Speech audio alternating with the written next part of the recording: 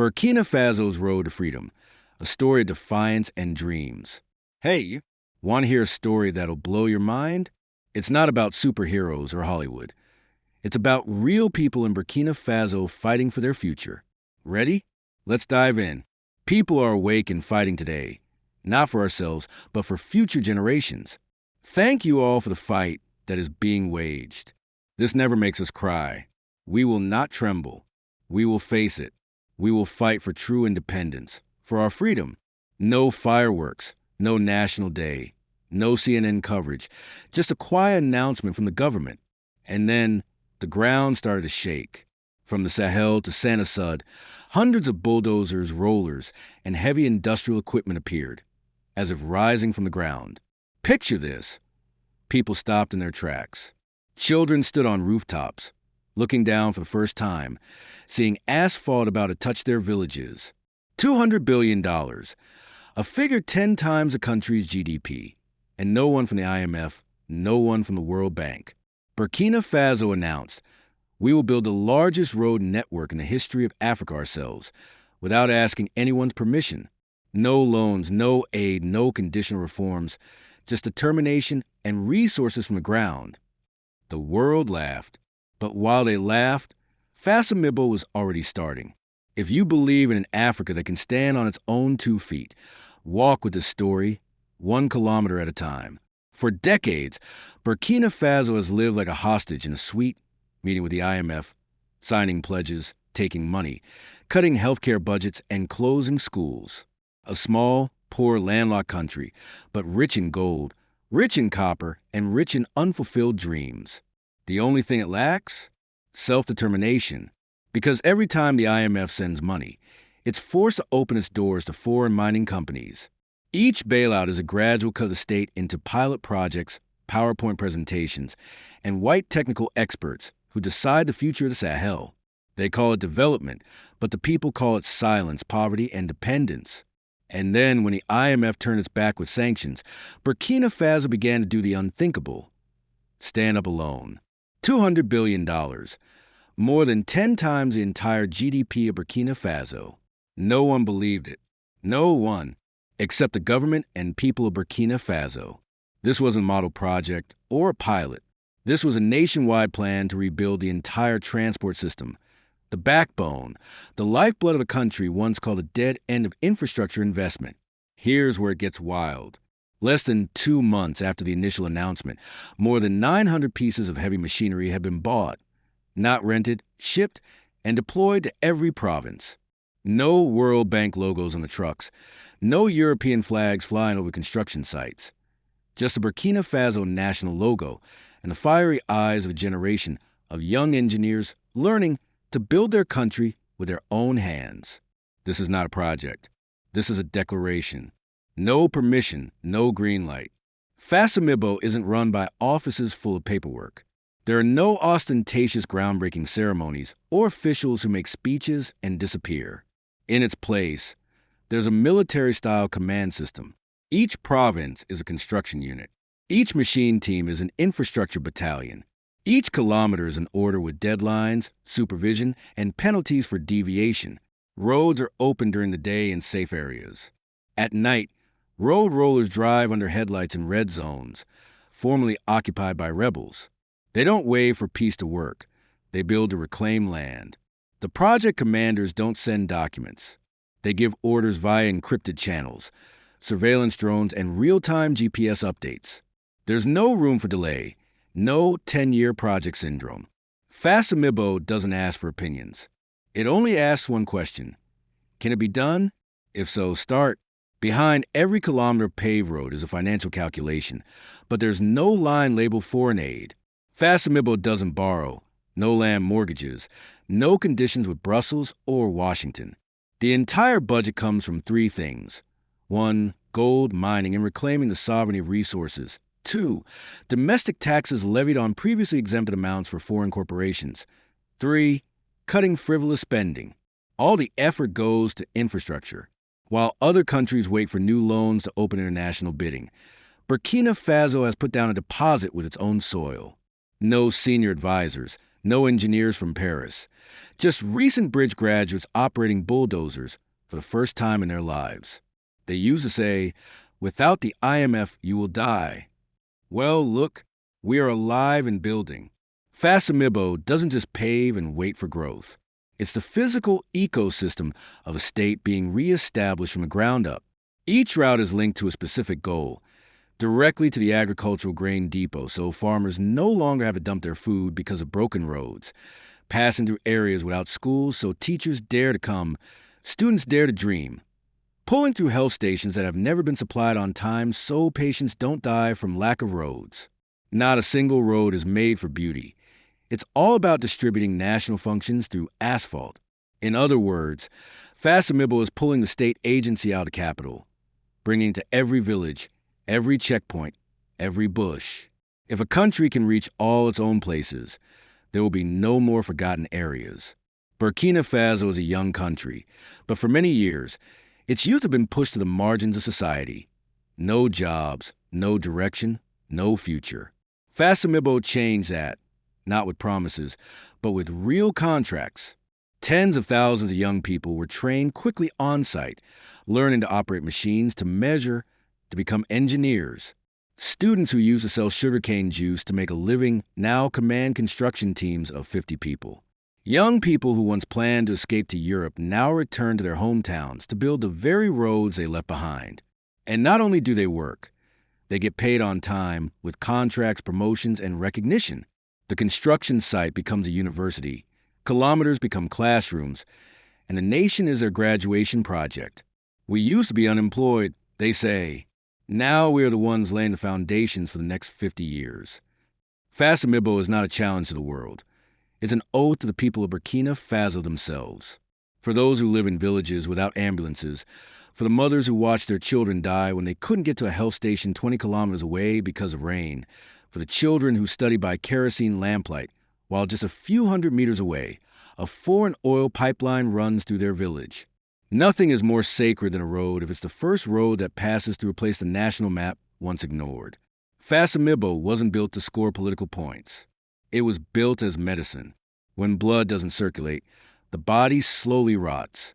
In economics, when roads are blocked, a country dies silently. In Burkina Faso, a bag of onions grown in the highlands can take 3 days to reach the provincial market and lose half its value because of transportation costs. Now, the same bag of onions, driven by trucks on new roads, takes only 4 hours straight to the distribution center. No rotting, no price gouging, no traffic jams in the middle of the forest. Previously, more than 40% of the value of agricultural products was lost just in transit, according to a report by the Burkina Farmers Union.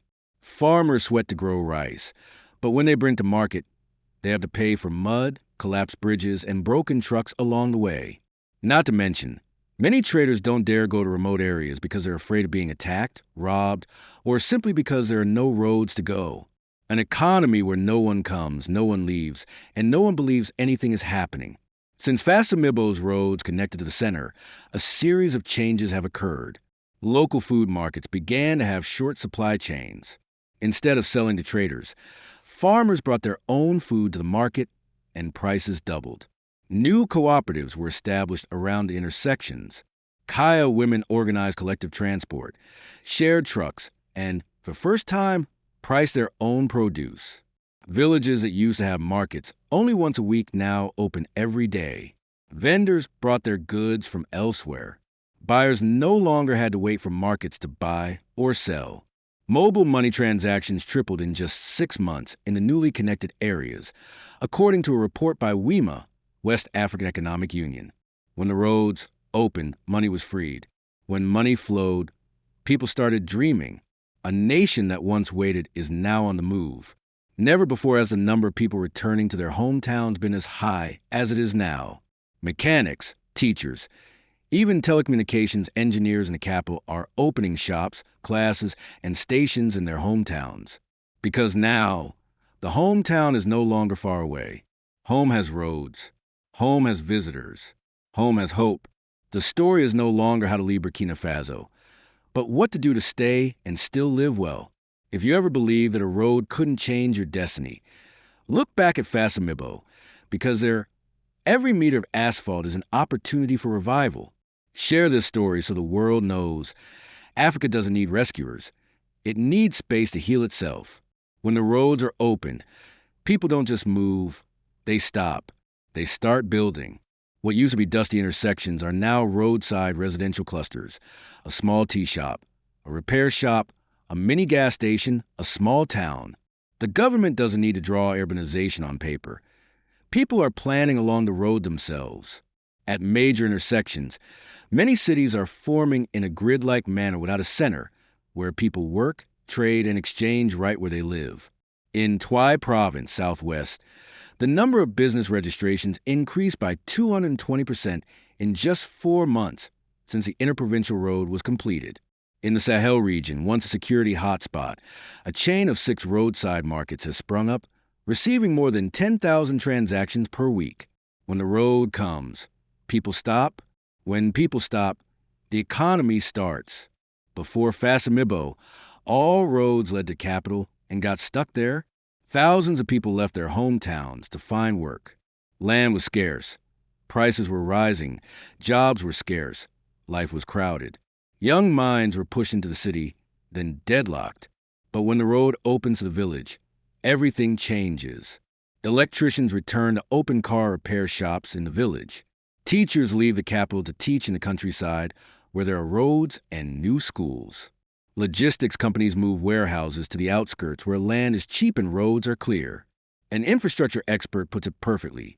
Fasamibo is not just opening roads for cars, it's opening roads for people to change their life direction. In 1 year, the population density in the 4 provinces along the main road increased by 17%, according to data from the National Planning Institute of Burkina. The population density in Ouagadougou has decreased for the first time in nearly 20 years. Urbanization is no longer an escape from the countryside, but a proactive return. Money can drive markets, but trust is what rebuilds a nation.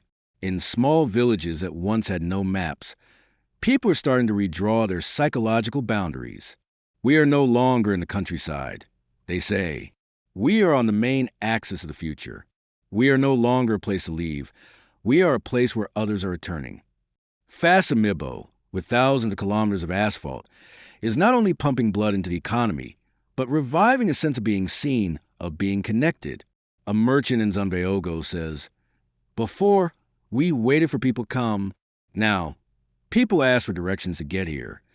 And perhaps that's the most magical thing. It's not the asphalt on the road. It's the look in people's eyes when they believe good things are coming." If you believe that a road can change destiny, share this story, because Africa is not waiting for funding. It just needs to be connected to itself. On big projects in Africa, engineers often come from elsewhere. Blonde hair, ties, blueprints flown in from Paris. Locals? They're just construction workers, hired to get the job done. But with Fasamibo, that's not the case. Burkinabe people don't just carry shovels, they carry blueprints. They don't just drive, they draw routes. They don't stand behind, they lead. 70% of Burkina Faso's population is under 30. But this group also has the highest unemployment rate. University graduates with no projects to work on, unemployed village youth falling into extremist groups or leaving the country, unskilled labor that's cheap and easily replaced. They were called a lost generation. But has anyone ever given them a chance to find themselves? Fasamibo doesn't just build roads, it builds people in the process. Nearly 5,000 engineering students were withdrawn from the capital and sent to the construction site, learning right in the field. Installation, measurement, progress management, machine operation, no textbooks, no PowerPoint, just reality and responsibility. A young engineer said, "Instead of a 3-month internship to write a report, I'm doing an internship on 300 kilometers of real national highways." Fasamibo doesn't operate like slow ministries. Each construction team is structured like a military unit. The team leader is the main engineer, but is also responsible for finances and progress. Each team of 12 to 15 people includes young engineers, skilled workers, supervisors, and local apprentices. Weekly reports by GPS, field photos, and construction diaries are sent directly to the command center. There's no room for probation. Whoever holds the ruler is responsible for the whole road. Fasamibo doesn't buy experts. They train them themselves. Former machine operators are now guides. Local people teach local people. Same language, same customs, same pace of life. Knowledge doesn't flow out. It circulates internally. A model is built. One engineer, one apprentice, one road, one generation of skilled workers. When a young person knows how to operate a concrete mixer, when they can draw a design by hand, when they see their name in the balance sheet of a national road, they are no longer cheap labor.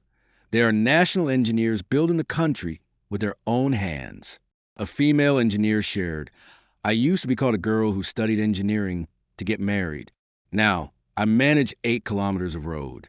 Who gets married or who doesn't? I don't know, but I'm building my hometown." Fasamibo doesn't promise jobs. It creates conditions for young people to become employers. Many, after completing the road, open their own construction companies. A group of former construction engineers founded the first privately managed infrastructure machinery training center. Some returned to university, but this time to teach with real-world experience. If you ever thought that engineers had to study for 5 years, get a degree, or have a Western teacher, watch Fasamibo. The country has chosen to train the new generation through its own construction. Share this video if you believe construction sites can be the birthplace of leaders.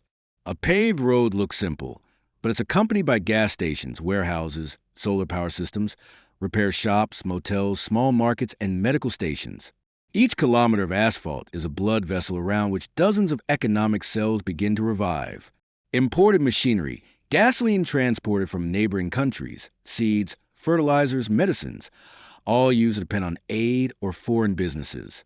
Every time the oil price went up or aid went down, the whole economy sat and waited. Burkina Faso once couldn't control its own supply chain. They didn't just build roads and leave them. They sowed at each intersection a series of satellite economic models. Many industrial parks near markets, near roads, near electricity, agricultural clusters along transport axes. Instead of collecting goods to the capital, goods are processed right in the province. Logistic zones circulate in border areas, turning Burkina Faso into a transit station for the whole region. Roads are not only for vehicles, but also for flow of money, goods, and ideas. Here's a bright spot, the local association model. Provincial authorities, small businesses, and cooperatives jointly invest in rest stops, including warehouses, agricultural markets, gas stations, clinics, and rest stops. Profits are divided according to capital contribution ratio. Local workers are prioritized, and rental prices are fixed to prevent speculation. Instead of waiting for large businesses to invest, the people themselves become shareholders. Fasamibo entails hundreds of kilometers of solar power cables, roadside Wi-Fi stations covering markets and residential areas, and modern freight terminals connecting trucks and motorbikes transporting agricultural products. A warehouse owner said, "Before, we loaded goods by hand. Now there's a conveyor belt, a network, cameras. Everything is more modern because there's a road." There was a time when everything was transported from a capital. Cement, bricks, medicine, even clean water. Now, bricks made in the village build a market there. Potatoes grown in the province, processed in the province, sold in the province. Local labor, local products, local market. The circle of autonomy is forming, not fast but stable, not flashy, but durable. Someone asked, "So, does Fasamibo need aid?" The answer isn't that it doesn't need it, but that aid is no longer a prerequisite. No bank funding. People contribute capital themselves. No international experts. Engineering students do it themselves. No WDO or IMF approval. The province approves and implements. Fasamibo shows self-reliance is no longer a slogan. It's an economic model that works every day. If you ever hear someone say Africa needs help, send them this story. Let them know that Africa doesn't need miracles. It only needs people who dare to start. Share if you believe the economy doesn't need begging. It needs to be reorganized properly.